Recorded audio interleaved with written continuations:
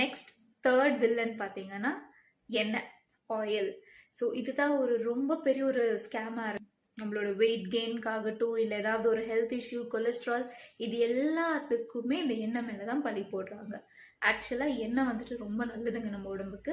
Because நம்ம பாடியில் வந்துட்டு ஃபேட் அப்படின்றது ரொம்பவே ஒரு முக்கியமான ஒரு விஷயம்.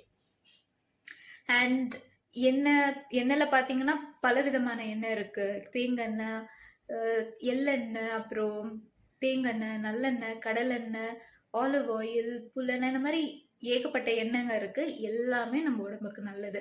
பட் அது வந்து எந்த அளவுக்கு பியூரா இருக்குதுன்றதா குவெஸ்டன் மார்க். நீங்க ஒரு சுத்தமான எண்ணெயை வாங்கி யூஸ் பண்ணும் போது உங்களுக்கு எந்த ஒரு பிரச்சனையும் வராது.